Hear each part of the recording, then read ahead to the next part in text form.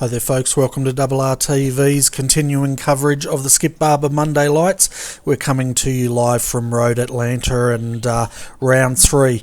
And tonight, Alex, we're doing the Road Atlanta short version. Yeah, that's right, Bernie.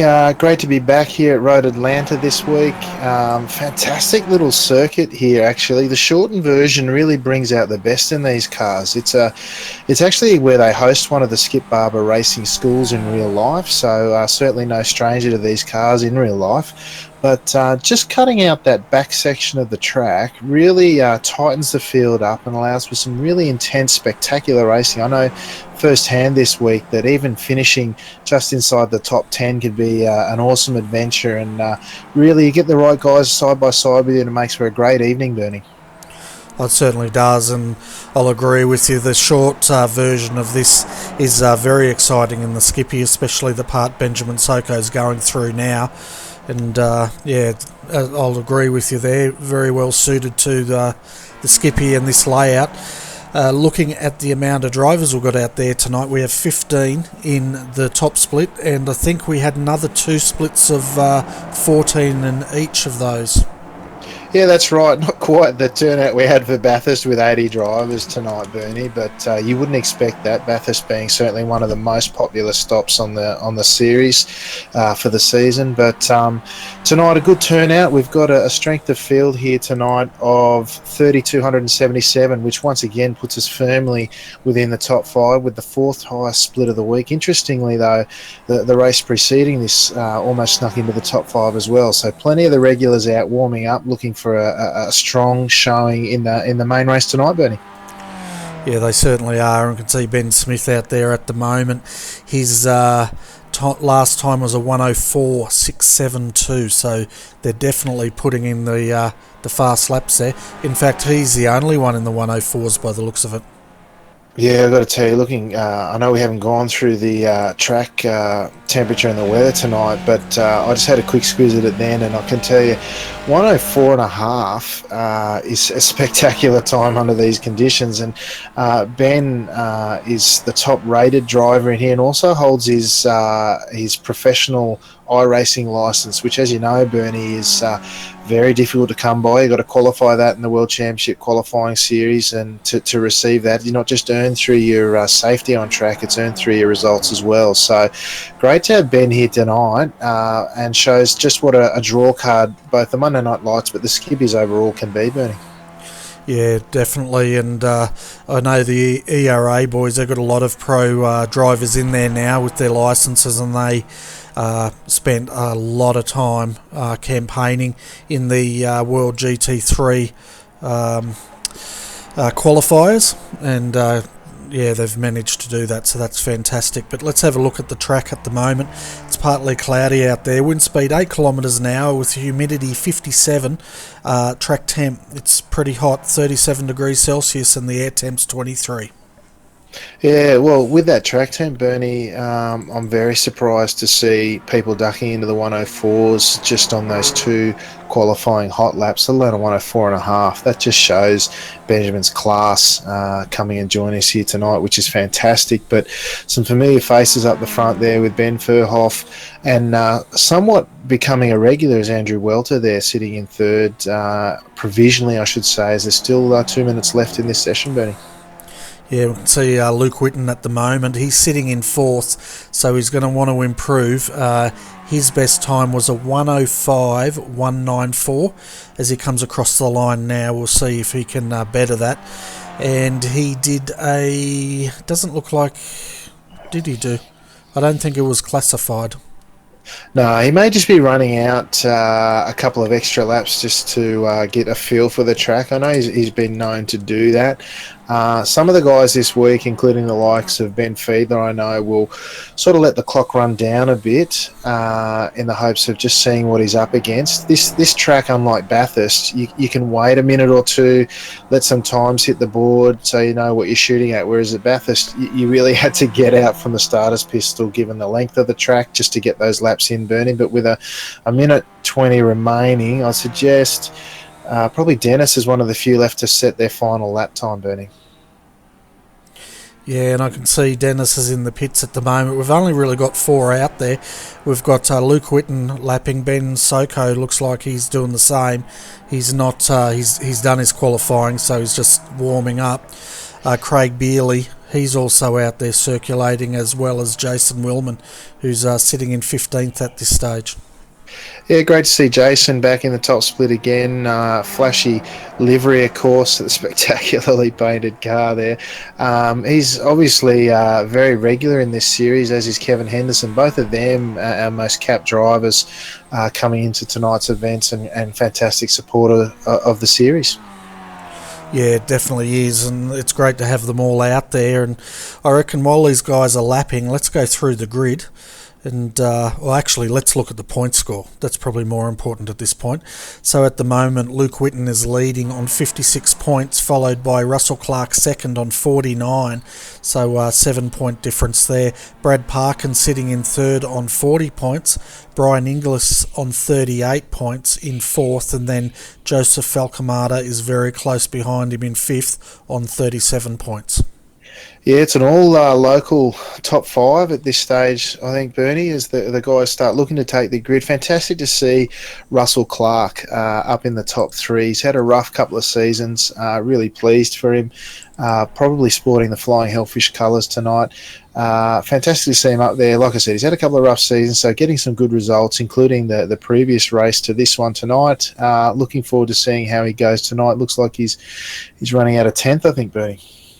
Yeah, and while they're gridding up, let's have a look at that grid. So Benjamin Smith takes pole with a 104.672. Ben Furhoff also in the 104s.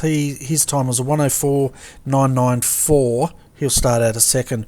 Andrew Welter will start out of third tonight, followed by Luke Whitten in fourth. Ben Snell, he'll start out of fifth. Out of 6, we've got Kevin Henderson, followed by Russell Clark. Dennis Fiedler will start out of 8th tonight. Benjamin Soko out of 9th, and Jesus Fernandez 3 out of 10th. Out of 11th is Mick Gray, followed by Jason Willman in 12th. Craig Beerley will start out of 13th. 14th, Gary Dawkins, and rounding out your field of 15 is Ian Robertson. Yeah, amazing to see Jesus Fernandez as our only international driver tonight. So, as I think they're getting ready to go almost, amazingly strong local field. Definitely is, and revs are rising. We're under green now, so a nice clean start there, as we can see. Luke, they're doing it to me again, aren't they? The overlays are playing up, but looks like Benjamin Smith is leading the way here. Yeah, Ben Smith out. Everyone seems to be getting through turn 1 pretty well. It'll be interesting once they head up past turn 2 to this tricky right-hander turn 3 as they come up. Blind apex to the right. Can really tighten up. You've got to hit that apex right, or for fear of tossing the car off the inside of the outside of that corner, and then potentially collecting a bunch of cars there. So good start to the race. Looks like everyone's through safely, Bernie, as they head down the back straight for the first time now. Yeah, and they're a good start there. There's one car in the back there. I didn't get its number. It's an orange car, and it's flashing in and out. And he's right up the back of that field. But I tell you what, a few drivers would be holding their breath with that happening. But as we come across to complete lap 1, Benjamin Smith has that gap. And we'll give you a live gap very shortly as they come across the line for the first time.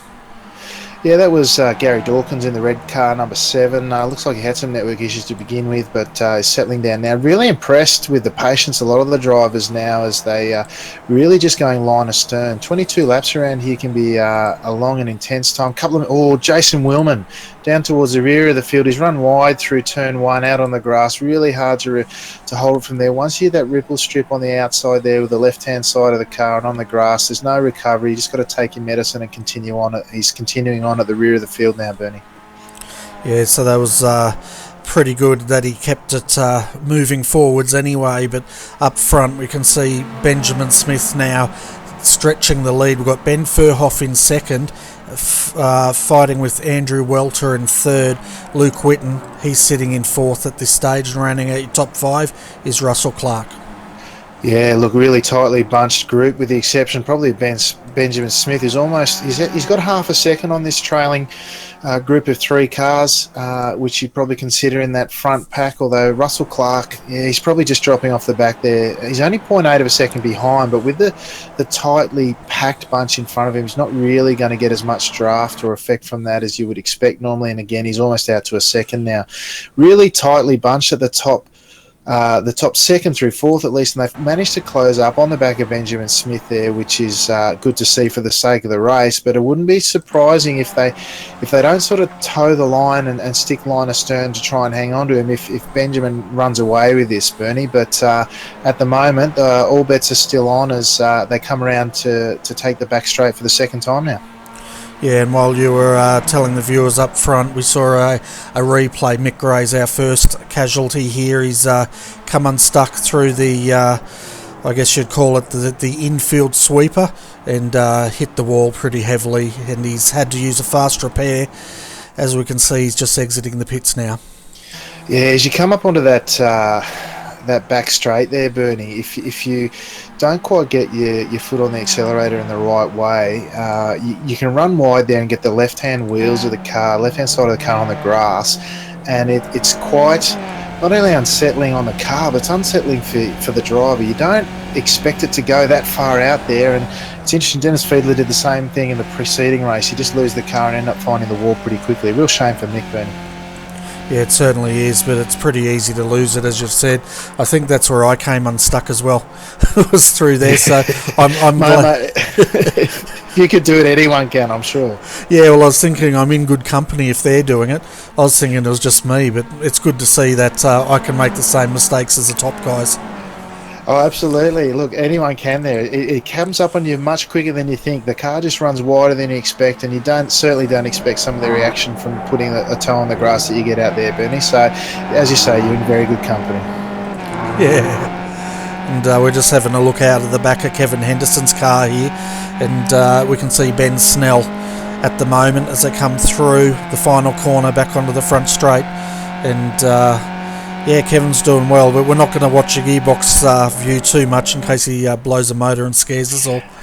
No, the camera on the back there might be overheating in Bernie, so keep careful eye on that. But great to see Kevin up in 6th place at the moment, car number 5. But look, in this sort of pack here, it's anyone's race with, we're just coming around on lap 5 now, so there's still plenty of time for the action to unfold as Ben Snell as well just behind him, suffering some network issues as well, blinking off and on, which will be upsetting Benjamin Soko behind him a little bit as they come onto the back straight again. The back straight is where you do all your moving and shaking if that's what you want to do during the middle of the race. See Russell sort of pulling out left and letting Kevin Henderson go by, pulling back into line now. Oh yeah, he got touched from behind, and there's been a bit of a ripple down effect there, Bernie, as Ben Soko and Dennis Fiedler look to take advantage of that incident, Bernie. Yeah, we're just having a look at the slow-mo again on that. It was a bit of a concertina, wasn't it? Yeah, absolutely it was. Russell looked to pull back in on the racing line, and then he just got tagged from behind by Ben Snell there, who had just been talking about. It's turned him around, and Benjamin Soko looked like he got a fair nudge in there, but seems to have continued on relatively okay, although his Kevin's gapped him as a result. But once again, talking to the sort of strength of the front of the vehicles as opposed to the rear in these cars, Bernie. Yeah, we're just having a look now at that, and you're right, Ben Soko, he managed to get under the car in front of him, didn't he? Yeah, look, he did. But I'm really surprised he's managed to get through there okay, and just continue on. It was a tight pack, and that challenging 10A, 10B complex there can really unsettle the cars, and I sort of saw it coming, unfortunately. Someone pulls in on the racing line like that after letting someone pass. It can just throw off your timing a bit and your braking a bit more than you would expect just running in a pack like that nose to tail. So unfortunate incident, but certainly want to put down to just a racing mistake, Bernie. Yeah, and I bet you Russell's regretting moving over and letting Kevin go through, because he sort of made himself very vulnerable there, didn't he? Yeah, absolutely. I mean, there's certainly a valid approach. If he thinks Kevin's got a bit of pace on him, let him by on the straight, stick him behind in the toe and see if you can't bridge the gap to the cars in front. But unfortunately, as you say, on this occasion, it hasn't worked out for him as he might have planned. Whereas up ahead, we've broken into 2 packs of 2 with Ben Furhoff and Benjamin Smith out in front, Andrew Welter and Luke Whitten dicing it up the back straight, and Luke doing what Russell did there, but of course not in the tightness of the pack that they were in previously. As he runs wide there, he runs a risk now of Andrew Welter dropping him as they go past the line to complete lap 7. He'll need to get back on. He's only half a second behind, so he should be able to regain on the back of Andrew Welter there. But looks as though Ben Furhoff up front, sitting in behind Benjamin Smith, is just making the best of it, sticking in the draft of the pro licensed driver and trying to run away with it, Bernie. Yeah, well, these two are in. They're the only two in the 104s, and Ben Furhoff just set the fastest lap, a 104.523. So these two are really flying at the moment.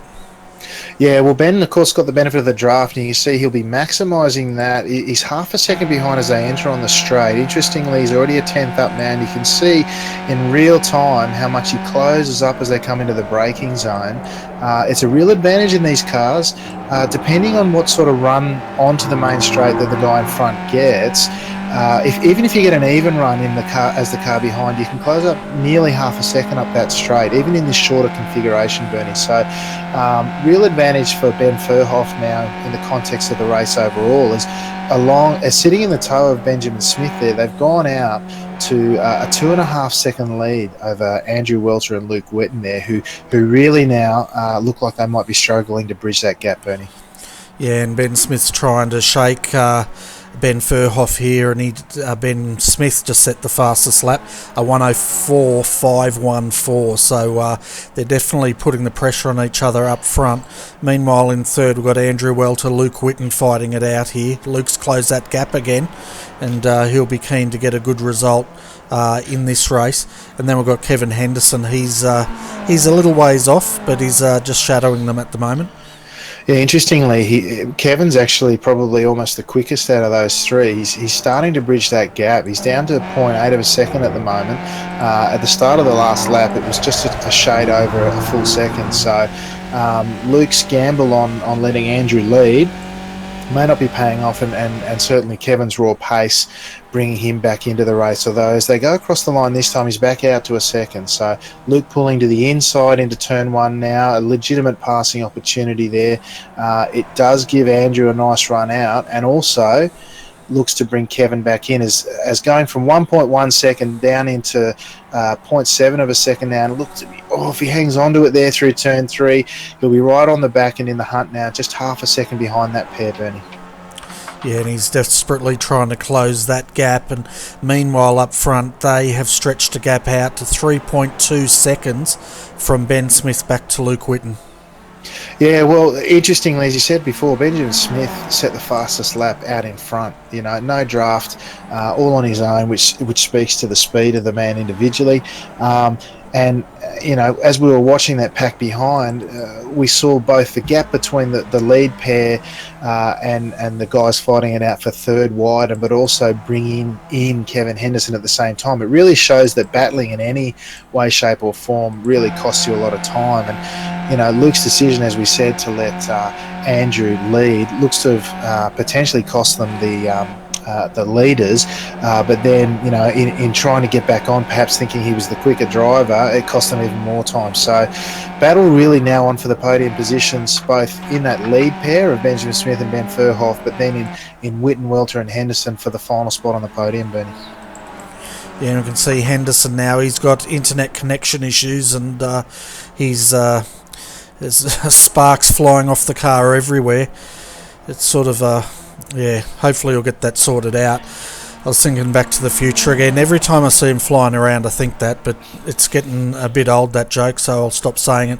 But at the moment, Andrew is trying to close in on the back of Luke here.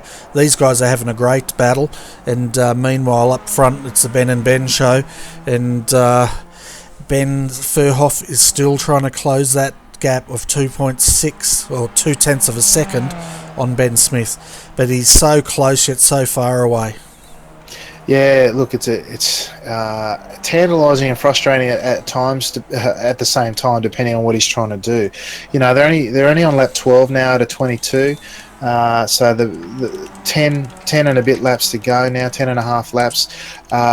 Plenty of time to see if he can actually put pressure on and make a shot at the lead. It looks like through this downhill section, the turn called the S's, through the turn 4 and 5 and onto the main straight, that Ben Smith's really sort of got the run on Ben Furhoff there and builds up enough of a gap so that the main passing opportunity here into turns 10A and B really, it's really taking Ben Furhoff out of the equation for the most part, Bernie. From what I've seen so far, I'd say it's really Ben Smith's race to lose. Ben Furhoff really not close enough at any of the key passing opportunities, either at turn 1 or 10A, to really make a move stick at this stage, Bernie. That's exactly right, and we can see as they come into turn 1 now, the slipstream is just taking effect, and they run out of straight.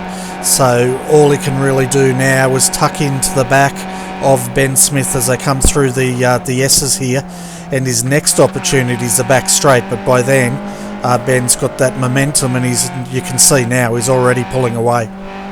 Yeah, he seems to get the really solid run out of turn 3, and it sets him up for the downhill run through turn 4 and the S's. And by the time they hit turn 5 now that they're going through here, so Ben's nearly the better part of 5/10 behind. And depending, like I said, the run that Benjamin Smith gets out of there, by the time they come into the braking zone here, just past the 100 marker, turn into the apex of 10A, he's just not close enough. You've got to be side by side, and then really it's about track position, where you are on the inside or the outside, and what sort of run you can make through that final chicane, Bernie. So at this stage, you know, with 9 laps remaining now as they cross the line at the end of lap 13, I should say.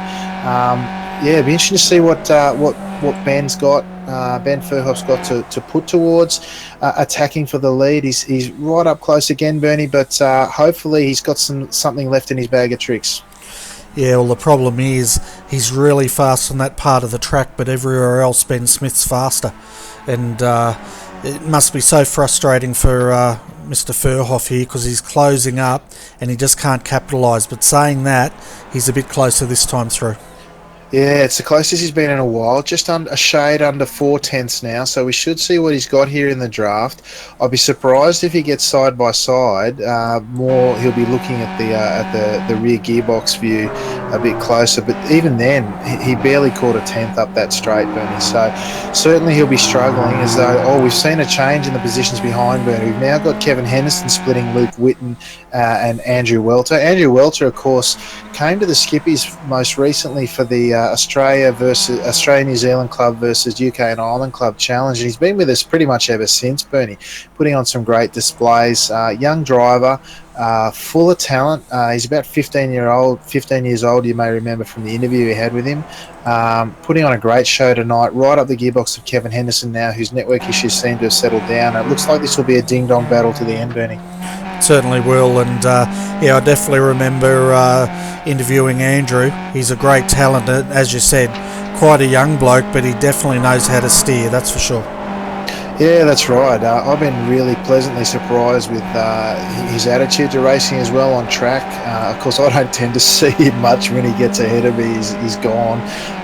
But certainly, as we see the racing now, Kevin pulls up the inside of Luke now into the chicane, looking to want to be in front. Andrew left them some good room there, looking perhaps to get a good run out there and avoid any incidents that come from it. Luke there, sort of really struggling to find a good line through there, compromise his run out, and Kevin's now got a clean pass done through 10A and 10B, as Andrew now ranging up on the back as they look to come across the line at the end of lap 16. Really look to the inside, shows the nose a little bit, but patience being the key there. Again, Luke looking up the inside. Andrew, he's got the rear left onto the grass there on the entrance into turn 1, Bernie, trying to get that better angle to dive into the apex. What a save there, Bernie. The young kid's got some talent, that's for sure. He certainly does, and we're on the gyro cam with him at that point, and we'll just have a look at that in super slow-mo again, and great wheel work there. I was expecting him to go around, but he hung on to it and did a great job. Yeah, you're right, Bertie. It's not atypical. In fact, it's very typical for people to swing right out to the left, open up the run at the apex of turn one. He's just left his turn in a little late, got the rear left on the grass, and then he's all crossed up and hangs on to it. And he's done magnificently well there. And at the same time, he's not dropped the two in front of him. He's now just half a second behind them as they come around to complete lap 17 now, Bernie, and still certainly well in the hunt. Oh, for sure, he didn't lose a lot of time at all, and he's ranging back in. But I tell you what, Luke's now on the back of Kevin Henderson. Kevin's having a fantastic drive tonight. Touch wood, we don't want to put the mocker on him, but he'll be very happy with this performance. Luke, he's trying. It's going to be interesting to see if you can get him with 6 laps of this race to go. Yeah, I know late in last season, Luke was working on his pressure from behind tactics to as a skill, or he said he was quite confident racing from the front, but really wanted to work on his skill set when he's sitting in the draft behind and putting pressure on and seeing what he could make of that. Looks like he's doing every bit of that and more at the moment on the back of Kevin now as they come through 10A and 10B for to complete another lap here, closing out lap 17 now. And he's doing a great fist of it. And as we see, Andrew Welter ranged right up after that near loss there, runs very wide there again, Bernie, with 5 laps to go. This is the pick of the battles as Luke moves into the inside at turn 1. Managed to hold a nice tight line. It also gives you the advantage as they head up the hill into turn 2 and now into turn 3. As they go through this blind apex over the crest, Bernie, he's held the inside line throughout. So turn 1, again, probably the second best passing opportunities as we saw take effect there. Sets you up for the inside running of turn 3 as well, and puts you in front as they head out to the back straight. Luke hanging on. The rear got very loose there. I'd suggest that he's out on the grass, but he's managed to hang on to it there, Bernie. He's done really well. Got out of the throttle, made sure the car was straight when he hit the grass. Not really losing too much there as we see Kevin start looking at taking a defensive line now as they've only got the balance of 5 laps remaining, I should say. Yeah, so now Luke has to do it all again after all that hard work to finally get up the front there into 3rd. He's back into 5th. Yeah, that's right. He's nose to tail again with the 2 in front.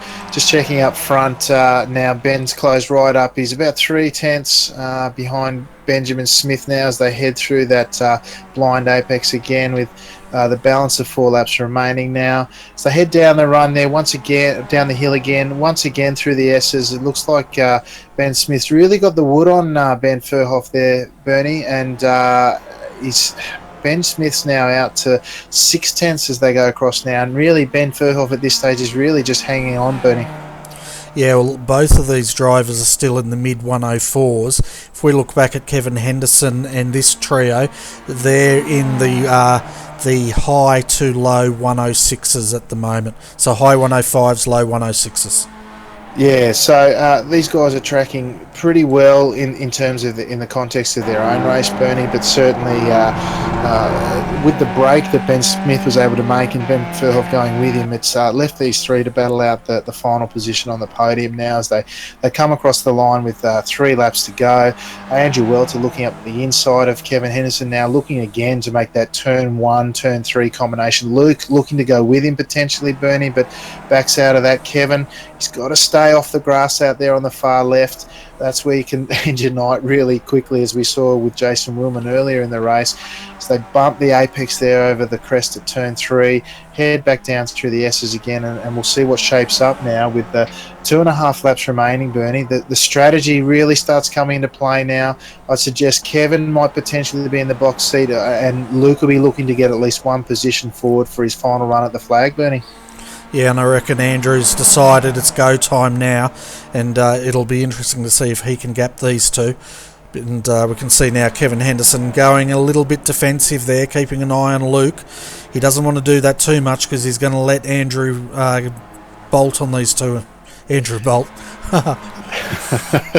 Yeah, well, that's right. Well, it's a twofold effect. It kind of goes defensive on Luke, shuts the door on him, but also shows Andrew the nose. But right now, he's left the door a little bit open for Luke to have a look into turn one. Now, you're right, though. They need to be careful. They need not to let Andrew break away too quickly. And Kevin's showing some wisdom there.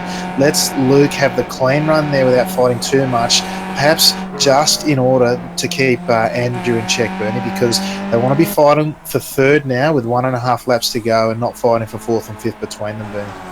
Oh, exactly right, and it was pretty smart there. If he can get Luke to start pressuring Andrew, it's going to keep him in check. But if Andrew puts down some fast laps, it's going to be hard for him to rein him back in. Meanwhile, up front, folks, Ben Smith now, he'll be coming across to start their penultimate lap, and the gap was 0.6 of a second. So slowly but surely, he's starting to stretch that lead.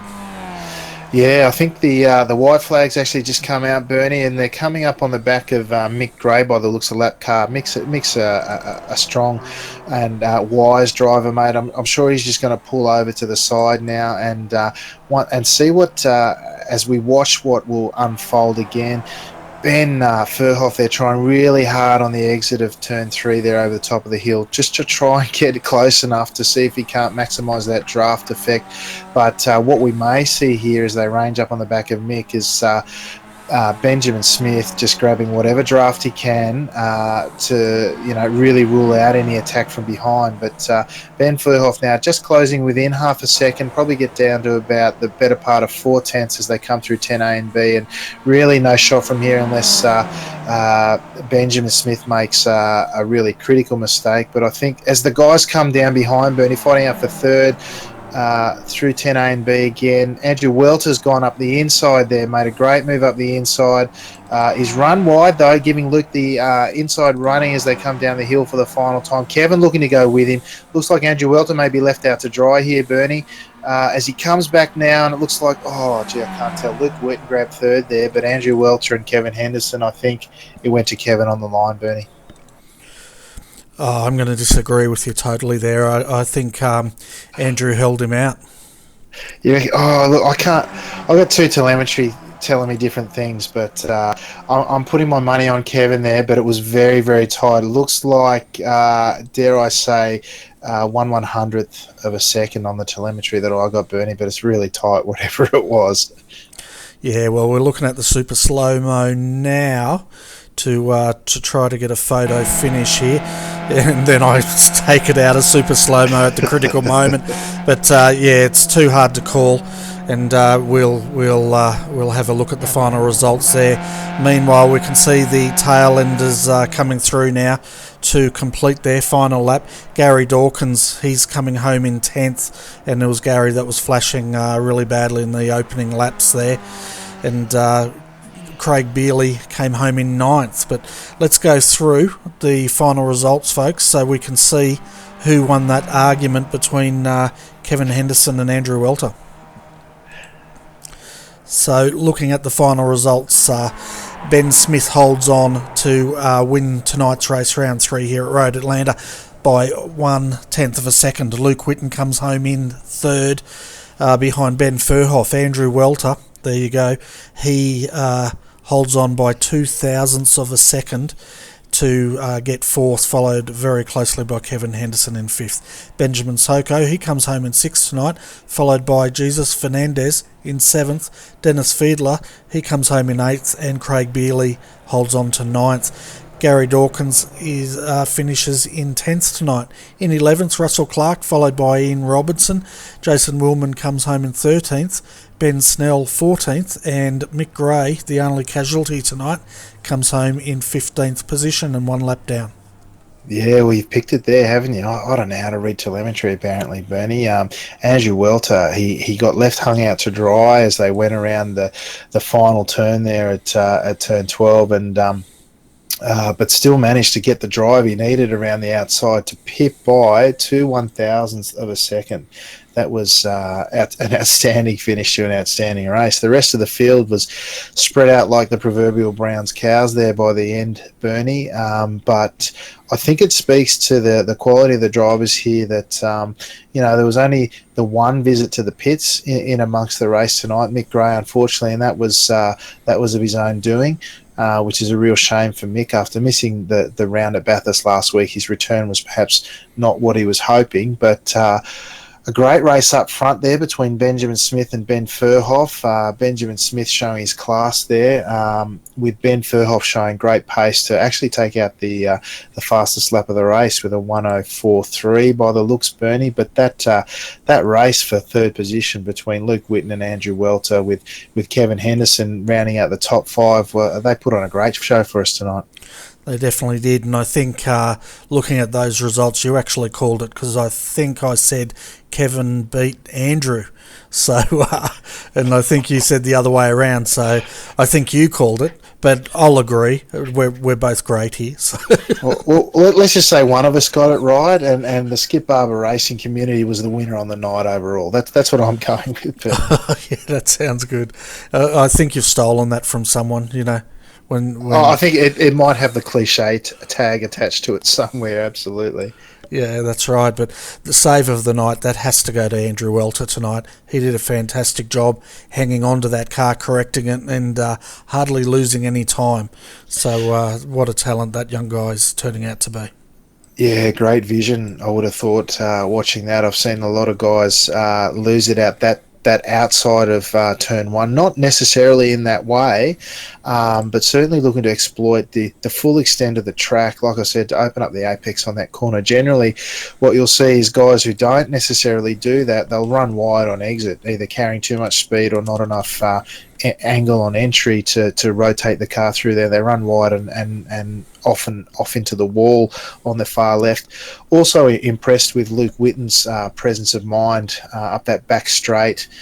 We saw him run wide in a similar fashion to what ended Mick Gray's competitive night. But as we said at the time, he kept it straight, kept the wheels pointing in the right direction, got out of the throttle a bit, enough certainly to keep his car on the track, but even more so keep him competitive as we saw him come through to snag third place, Bernie. Yeah, well, that's right. It was a big presence of mind there, because we saw Mick Gray go hard into the wall there. Luke could have done the same, but he just pulled out of it, straightened the car up, and got back into it. Must have been a bit of a bitter pill for him at that time, though, because it took him a long time to get past Kevin Henderson, Andrew Welter, and when he finally did, he threw it away half a lap later. Yeah, look, interesting outcome ultimately, I guess, but in that he managed to grab third place, as we said. But I'm certainly sure he's not licking his wounds too much, as he managed to bring it back together for a great result, I'd suggest, on the night. Now I can see we've got a few people waiting for interviews tonight. Bernie, would you like me to bring up our fifth place getter in Kevin Henderson first? You happy with that? No, I don't want to talk to any of them. All right, well, I'll talk to Kevin first. How about that? I'm happy to bring up Kevin. He's going to be very happy, I think. Yeah, I think he will have enjoyed the race, if nothing else. I'll bring him up now and I'll have a chat, eh? Yeah, no worries. I'm their sub-driver. Hello, Kevin. Alex McKellar here, mate. Welcome to the RRTV. Sorry to pull you off mid-sentence there, mate. Looked like some spectacular racing out there, mate. Were you happy with how things went? Yeah, that was a blast, Alex. Wow, that was a good race. Yeah, it looked like the three of you in the end, Luke Whitten, Andrew Welter and yourself, were having a ding-dong battle throughout. I was really impressed. You sort of you were off the back of the lead pack there for a while, managed to bridge the gap. I think you got a little bit of a leg up from Luke and Andrew swapping positions there at one point, but certainly bridging the gap here is hard to do, so that was fantastic, but then it was on for young and old from there on out. Yeah, the only place I had an advantage. Oh, sorry, guys. No, you're all right, go ahead. I was going to say the only place I had advantage was on the long right-hander. I seemed to be able to get into there tighter and come off there quicker as I got both Luke and Andrew coming off that corner onto the straight. I was coming there with much more speed than them, and nearly got 2 for 1 there at one stage. Yeah, that's right. It's interesting you say that. I've noticed last time we were here on this configuration, which we haven't done for quite a number of seasons now, that tighter line around the out of the S's around turn 5 as you come onto the straight does tend to pay dividends. And certainly we saw a couple of drivers, including Luke at one point, run wide there and nearly end their nights. Certainly a dangerous footing out there, would you say? Yeah, it is, Bernie. You can go terribly... sorry, Alex. it can go terribly pear-shaped. But if you just get it right and you use a bit of throttle to turn in, you can hold that tighter line through there. Yeah, that's right. What do you make of young Andrew Welter? He nearly came to grief going around turn one later in the later stages of the race, but young kid with a lot of talent, don't you think? Oh, that's scary, Alex, isn't it? It's just a shame. It's not fair. I didn't start doing this till I was 53 or 54. But it's a big disadvantage. Yeah, what could have been, eh? Yeah, but certainly great to have him in the series. I'll hand you over, Bernie, mate. I'm glad to hear you're an old bloke too, Kevin, because I thought I was past it when I'm about to turn 49. So it's good to hear you're in the 50s. I might get a bit of a chance yet.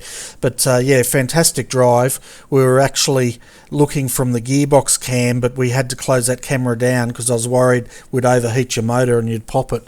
But it was a really good race. You guys put the race of the night on, and Andrew and Luke and yourself, fantastic drive. I'm sure you'd be grinning from ear to ear at the moment. Yeah, Bernie. Yeah, it was fantastic. It was a really good race. I did really well to catch up to him, and to miss out by that much. But well, never mind. That's racing. I still, like I said, I'm grinning from ear to ear. I had a great time.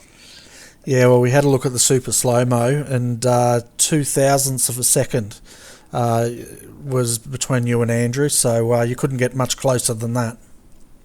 Yeah, I had to lift a little bit coming in there because Luke was sort of coming across the line a bit, and discretion's a better part of valor in that situation. I could have kept stuck into it, but it might have all come to tears, so I left it a little bit, and that just let Andrew in.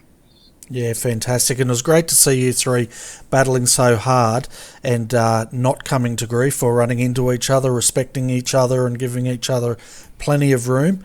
And yeah, it was great to watch. So well done.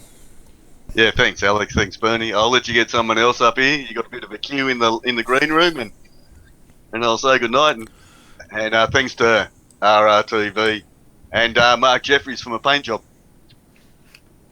Yeah, the paint job's looking good, but you had a bit of competition there tonight, and I'm not sure which one it was, Alex, but there was another very catchy paint job that got involved in that accident with Russell Clark. Yeah, I think that was Ben Snell. Yeah, it could have been actually. Ben Snell looked to have there was a couple actually there. Jason Willman sporting a lovely pink jobby, and Ben Snell had a fairly racy number as well. So thanks for the racing and the action on track tonight, Kevin. It was great to see you out there once again. No worries, Alex. Thanks, Bernie. Thanks, Alex. Thanks, RRTV. Great race, guys. Yep, see you, mate. Very good. Well, that was pretty cool to hear his perspective, and I don't know about you, Bernie, but I could hear the grin from here. Oh yeah, he's very, very happy with that result. To have a race like that, so close for 22 laps with people like Luke and Andrew, you can't help but enjoy it, no matter what the result is. That's why they race the skippies, and you could just hear it. He was very happy with the result. I was happy that his car held out. Yeah, that's right. I'm going to have to stop saying that. I was going to say, like I think I mentioned earlier, I know even racing for a top 10 spot here in that sort of company with that sort of action that we saw tonight is just fantastic. So congratulations again to Kevin. Yeah, definitely. And I think we should bring up our race winner, Ben Smith, and have a chat with him. And we can end off with Dennis Fiedler, I think. Yeah, no worries. I'll bring Ben up if you wanted to chat first, mate. Yeah, I'll have a chat with him. Hi Ben, welcome to RRTV's broadcast booth tonight. Congratulations on taking that win out and taking the fastest lap. I'm just seeing what your fastest lap was now, 104.372. But you and Ben Furhoff were having a fantastic battle, and you were the only two in the 104s for that whole race. So congratulations. Yeah, cheers Bernie. I think Ben Furhoff might have just picked me for the fastest lap, unfortunately, but that's what happens with the draft. But it was really good to lead the whole race, and great challenge from Ben. Yeah, you're right. It does go to Ben Furhoff, so I'm going to take that trophy back off you, and I'll give it to Mr. Furhoff a bit later. But yeah, it looked like Ben was going with you and putting a lot of pressure on you.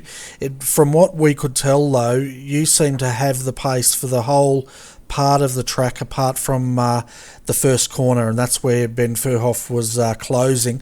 But once you closed up, there's nowhere he can pass you through there anyway.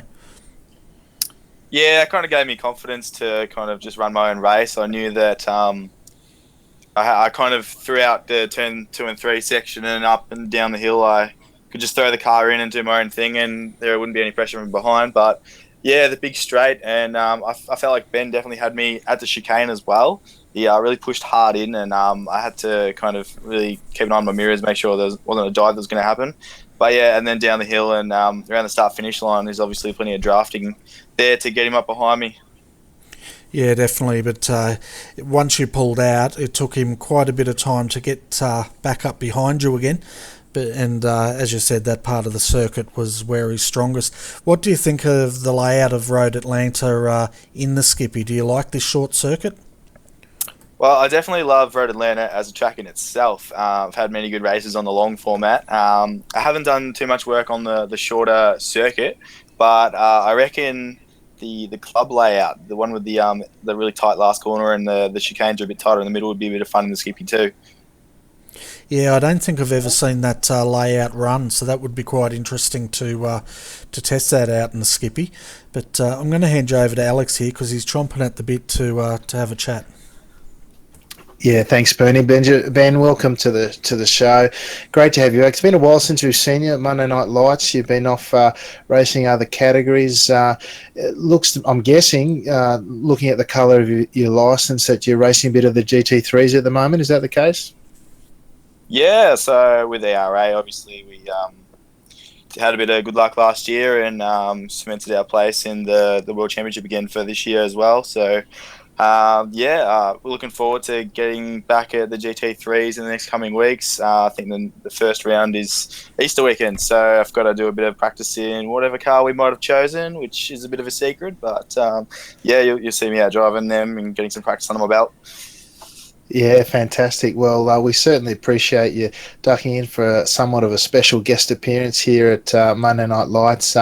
Certainly a very strong performance, as Bernie and you were talking about it. It really looked like in the place where you're most likely to set up a pass all the way down into 10A and 10B through the S's there. You really had the wood on Ben Furhoff tonight and really left him no way to really have a good passing opportunity into that final chicane. So really strong performance from yourself, what we'd expect, I guess, from someone up at the top levels of the sport. So congratulations on your run tonight, mate, and hopefully we can see you again here soon. Beautiful. Thanks for the broadcast, guys. It's always good to watch back over and see how everyone else's race went. And obviously thanks to the team ERA and our sponsors Logitech, MPMS and Maverick Welding and all the other guys that are on board. It's great to have them. Yeah, great to have you here, mate, and thanks again for tonight. And hopefully, like I said, we'll see you again here soon. Beautiful. Have a good night, guys. You see, Ben. Yeah, and I know exactly which car they're going to drive. I went off and spied on ERA the other day, and they're warming up that Porsche 133 out in the paddock. So I wish them the best of luck with that. You reckon they're going to be spending more time on the grass than the tarmac, Bernie? No, I didn't say that. I'm not even going to go there. Can you imagine if that happened? We'd be in big trouble, wouldn't we? We would. How about I bring up young Dennis Fiedler for a chat and his first appearance in the booth? Yeah, definitely. He looks like he came home in 7th position, 8th position. Yeah, I've got him in 8th, which is a pretty good performance for Dennis in what I think is his only his 4th race here in the top split. No, it's brilliant to have him up here, and bring him up. We'll have a chat, then we'll finish it off with Simon Chambers and see if we can get an update on the other 2 splits. Yeah, no worries. Dennis, Alex McKellar here, mate. Welcome to the RRTV commentary booth. Congratulations on a top 10 finish tonight. Is that your first one in the top split? I can't recall, to be honest, Alex. I think it might be. So, yeah, no, it's good. Yeah, good lot of points there. We had our eyes firmly up the front of the race. I have to say there was plenty of action up there. The rest of the field seemed a bit spread out. How did your night play out? Yeah, I wish I could say that I had the most thrilling and enthralling race, but no, you didn't miss much for not looking at me all night, because I was basically stuck behind Ben Soko and just sort of drifted off his draft for a bit, and then my race then developed to trying to beat off Jesus from Iberia. So yeah, that was pretty much my race, and then right at the death he pips me, which I'm a little dirty at myself about. Oh, really? Did he attack you into the final chicane as the sort of standard pass you'd expect here, or did he manage to nab you somewhere else on the circuit? No, he was actually quite patient, and he got me on turn one, mate. Oh, very good. Probably the second most popular spot. Did you see any action in and around you other than that? There was certainly a lot of tight racing up the front. Very minimal incidents, it has to be said, with the exception of Mick Gray and Ben Snell, who ran off and had fairly significant moments. It looked to be fairly quiet other than that.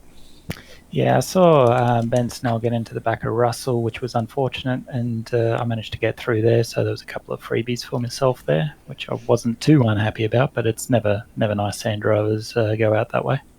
No, that's right. Russell's been having such a strong season. It was untidy, but certainly something we put down to just hard racing and a little bit of misjudgment, which can happen when you're trying to push the limits. I'll hand you over to Bernie for a quick chat. Yeah, welcome, Dennis, and congratulations getting into the top split tonight, 8th position at the end. Good result, and yeah, so it sounds like you had a fairly boring race, but it's good to see you come home in the top 10. Yeah, no, it's good, Bernie, and yeah, no, I've been working on my consistency a lot this week and haven't been succeeding, so to succeed in this race was actually quite the pinnacle of it all. I was quite happy about that.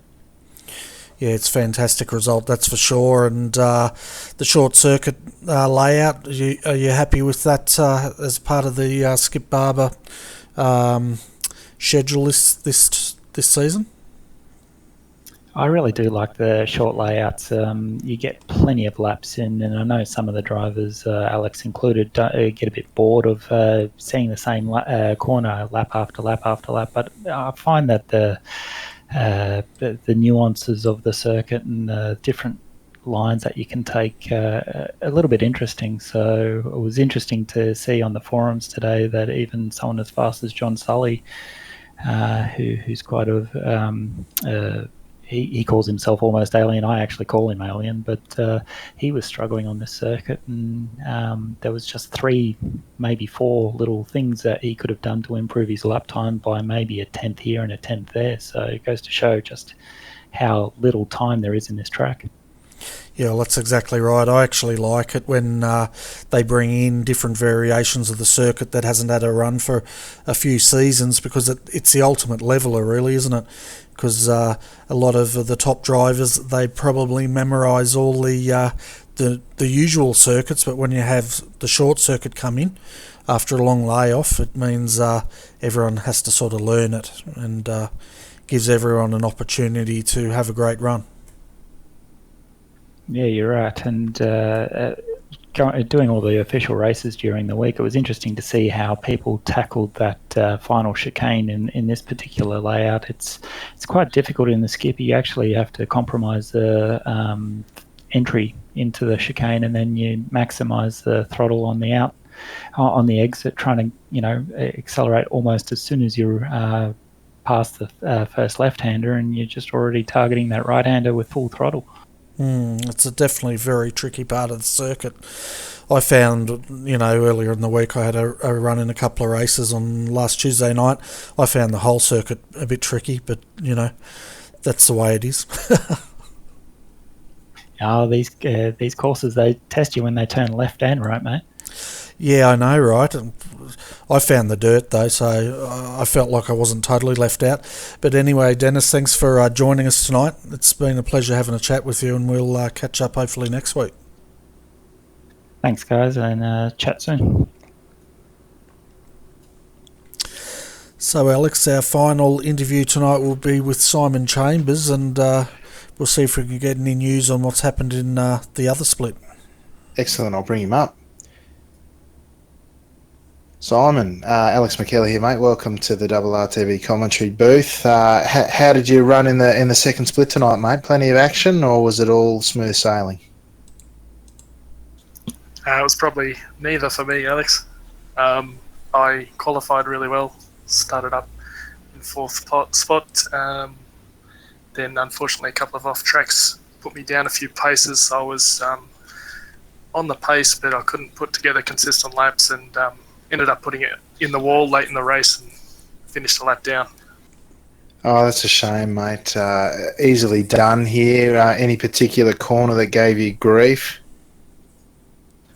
Yeah, turn one, I went wide a couple of times, and that was the one where I ended up oversteering and getting it into the wall as well. Very, very easily done there, mate. Turn one's been the site of many incidents this week, I'm sure. If you don't get the run right through there, the wall on the left-hand side can loom very large very quickly. In general, though, how did the second split end up?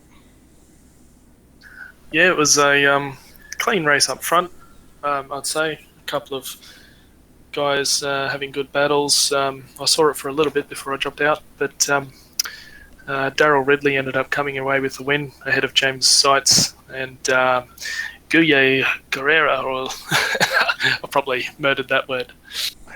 Yeah, it's interesting to see Daryl still relegated to the second split. I know he's a very fast driver. Raced with him earlier in the week, and he's got pace to burn. I mean, his fastest lap time in there rivals many in the top split tonight with a 104.8 by the looks. That'd put him up the point end of the top split. Does struggle sometimes with consistency in his results, but certainly making every post a winner there. Good to see some regulars there as well with Ken Hyams and Mark Jeffrey in the field, along with Brad Parkin and yourself, of course, making Monday Night Lights the regular strong racing that it is. Hopefully there was a nice feeling in the server at the same time. Yeah, that's right. It was good to see some of the old guys there and catch up with them. I was behind Ken for most of it. Mark had an incident early and had to drop back a lap. But, I was following Darren Lesue and Ken Hyams, and they had Brad Parkin up there with us as well. And Daryl, I think he was number 3 car. So, and I was number 4, which was surprising for me. I thought Daryl would be a little bit higher. Yeah, I think like I said, he's probably struggled a little bit with consistency in his results, and I think he has trouble with latency at times and perhaps the odd network dropout. But good to see him come away with a win, which he's been known to do on a Monday night. Moving on to the Australasian Super Skips, there's round 1 coming up this weekend, if I'm not mistaken. Yeah, that's right. This Sunday night, the session will start at 8 p.m. Eastern Time, race about 9 p.m. We're at Barber Motorsports Park for our first race. Race will go for about 40 minutes. I don't have the laps written in front of me, sorry, but about 40 minutes worth of laps and a pit stop. We've got a good membership. We're approaching 100. So I hope to see about 30 or so in each race.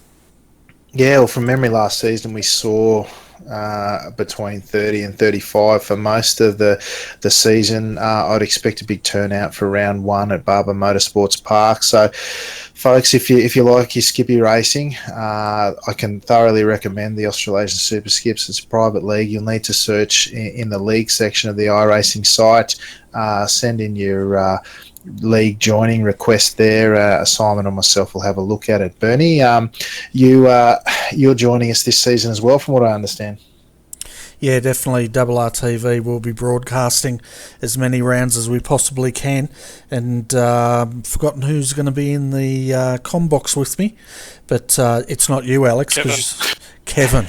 Yeah, because we're going to dish the dirt on Mr. McKellar, who will be joining us in the car, won't you? Yeah, that's right, mate. I'm hoping, as we mentioned a couple of weeks ago, I think, to do an arm on the side of the car, Peter Brock style cross live on track, maybe sometime during the season. Yeah, we'll let you settle in a bit because I know you'll be puffing for the first couple of races until you get yourself back into condition. Yeah, well, that's right. Well, Simon and I have teamed up in the Teams Championship, and we've got special dispensation to have Kevin join us as a third for the rounds that RRTV aren't covering. We'll be Simon and I, or whatever ragtag bunch we can pull together, will be bringing delayed broadcasts there just to try and keep the attention up and interest up. But between the three of us, hopefully we'll put on a firm showing for the top split racing team. Yeah, definitely. Well, I'm looking forward to it. I'm also looking forward to seeing the paint job that you guys put together. I don't think I've seen it yet, so it'll be interesting to see how that turns out. Yeah, well, that's Simon's department. How's that coming along, mate? Yeah, work in progress. It's coming along all right. I think it's looking good. I had a little test run of it last week, and a few adjustments to make and a few more little graphics to put in there, but it looks good so far. Well, mate, as long as you've got all the writing up the right way, you're doing better than me at my first attempt, so I'm sure it'll come out really well. Yeah, I saw the latest adjustment that Simon was making. I actually spied on him testing it. It looks great, that red and white with the big RRTV logo down the side. I approve of that. Well, I think that was on the shopping list, wasn't it, Simon? Yeah, and I think Bernie might be slightly pulling your leg a little bit. I know, but RRTV, I'm sure, will be featured on there somewhere prominent, Bernie, because as always, we really do appreciate the support. Oh, it's all good, mate. It's all good. I just like stirring you two up. That I get my value just out of that. Yeah, well, that's it, mate. As long as we're here to please you, after all, that's what I say. Yeah, exactly right. So, folks, looking at the week ahead, another big week for RRTV. If you like your V8 supercars, join us Friday night.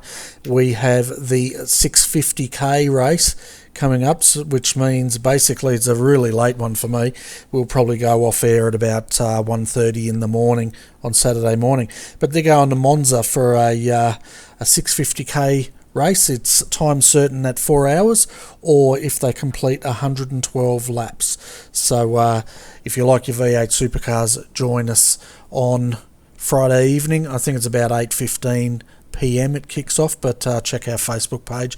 Then, of course, we'll be back on Sunday night for the first round of the Australian Super Skips from Skip Barber Motorsport Park, and then we back it up on Monday night for the Monday Night Lights, and we'll be back at Skip Barber Motorsport Park for that. So lots of open wheeler action coming your way this weekend. Yeah, that with the V8s as well, mate. Four hours around Monza. I know I've probably got a late night of work ahead of me that night, so I'll have something very enjoyable to keep me going on the second monitor, mate. So looking forward to that, and certainly both driving and then back in the booth to go Barber Motorsports Park for the Skippy action. So plenty to keep the viewers entertained and an enjoyable week ahead. Oh, definitely, and it's all action, that's for sure, and hopefully Wednesday night I might actually get a run in the sprint car, and that's part of the Lucas Oil sprint car series that IRFF are running, and yes, I'm looking forward to that if I can actually drive the car. Well, mate, aren't they a handful? Dennis, who we were talking to before, and I did a round in the on the dirt this weekend, as you do, and I'll tell you what, I know it's all left-hand turns, and struggling with the car. My right shoulder felt like I'd been at the gym for an hour, but it was certainly a lot of fun, and I'm sure you'll enjoy it if you do manage to get on track, Bernie. Yeah, I definitely will, but Friday night's going to be interesting because, as you know, Alex, it's a late one for us. Friday night, finish 1:30, probably to bed by 2. Then, as you know, I've got to get up early in the morning for a road trip to visit some friends and test out some of their gear, which I'm looking forward to. But I might be a little bit tired by the time I get through this broadcast. Yeah, I can imagine. That's a big weekend, but certainly some enjoyable highlights there for you, Ben. I'm interested to hear how you go with the VR setup, and I'm sure the viewers at home will be interested to hear your impressions of what it's like to drive with the virtual reality headset. Yeah, well, that's part of the trip. I'll be definitely reporting back to the viewers on probably Sunday night. I might even leave it to the Monday night when you're in the booth with me, and so you can hear my impressions of it. I'm hoping to actually jump in a Skippy and do some driving in VR in that car, because I think that would be something that most of our viewers on the Monday night would relate to, and they'd probably be most interested to hear my views on that. Yeah, absolutely. The footage that I've seen online looks spectacular. The iRacing made some updates in the last release that they did at the end of season 1, coming on to season 2 that we're in now, that changed the way virtual reality is captured on screen by those who want to record it or stream it, and it gives you a much better impression as a viewer rather than a participant, but certainly getting that first-hand information about what it's like to actually experience the immersion of it. Really look forward to hearing how it goes, Benny. Yeah, definitely. So, folks, tune in next Monday night, and I'll let you know what my thoughts or impressions are of VR and where it's at the moment. But I guess, Alex, it's time for us to say goodnight. It's what time? 10:30, and I think it's time for me to go to bed. Yeah, I won't be far behind you, mate. I might leave the scores to the morning, but certainly a great night of racing out on track. Great to see the appeal of the series, bringing back a pro driver who once spent a bit of time with us here, in Benjamin Smith, taking out a fantastic win from a fast-paced Ben Furhoff. Not quite having the pace to go with the pro driver tonight, but certainly showing that when he has a good drive, keeps it on track, and gets some free range on the track, he's really got the pace, actually taking out the fastest lap of the night with a bit of help from the draft. Fantastic race between Luke Witt and Andrew Welter and Kevin Henderson rounding out the top 5. Very enjoyable to watch. Hope it made for great viewing for the folks at home, and certainly highlights the appeal of the series overall, Bernie. So thanks to you again for helping us bring the on-track action to the people at home, Bernie, and looking forward to the week ahead. Yeah, no worries, and I hope all the viewers out there that tuned in tonight enjoyed our coverage of the Monday Night Lights Skip Barber series here from Road Atlanta, and hopefully we'll have your company again this Friday night for the Australian Online Supercar Championship. But until then, folks, on behalf of Alex McCullough, I'm Bernie Weemers. Thanks for tuning in, and we wish you all a very good evening and a great week ahead. So, good night.